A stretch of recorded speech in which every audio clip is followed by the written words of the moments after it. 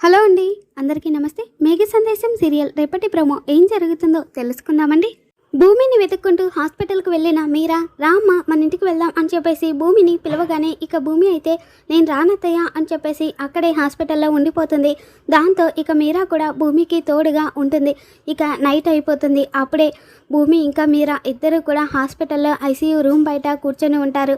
ఇక అప్పుడే ఒక అతను ఫేస్కి మంకీ క్యాప్ పెట్టుకొని శరత్చంద్ర ఉన్న ఐసీయూ గదిలోకి వెళ్ళి అక్కడున్న దిండు తీసుకొని శరత్చంద్ర మొహం మీద పెట్టి తనని చంపబోతూ ఉంటాడు.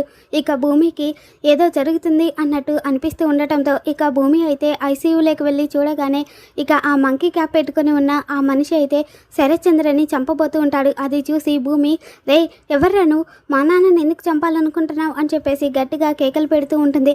దాంతో ఇక మీరా కూడా అక్కడికి వస్తుంది. రే ఎవడ్రా నువ్వు, మా అన్నయ్యని ఎందుకు చంపాలనుకుంటున్నావురా, ఎవర్రా నువ్వు, నీ మొహం చూపించరా అని చెప్పేసి ఇక ఇద్దరు కూడా ఆ మంకీ క్యాప్ పెట్టుకున్న అతని మొహం చూడడం కోసం ప్రయత్నిస్తూ ఉంటారు.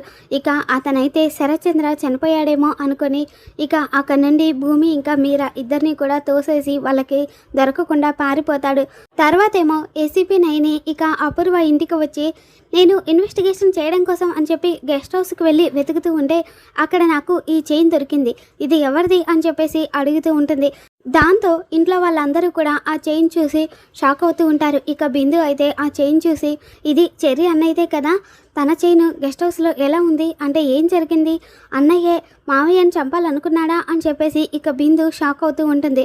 మరి ఏసీపీ నైని హాస్పిటల్లో శరత్చంద్ర మీద మర్డర్ అటెంప్ట్ జరిగింది అని తెలుసుకొని ఆ మంకీ క్యాప్ పెట్టుకొని వచ్చిన వ్యక్తి ఎవరు, శరత్చంద్రని చంపాలనుకున్నది ఎవరు అని తెలుసుకుంటుందా లేదా అనేది రేపటి ఎపిసోడ్లో మళ్ళీ మన ఛానల్లో తెలుసుకుందాం. Thanks for watching.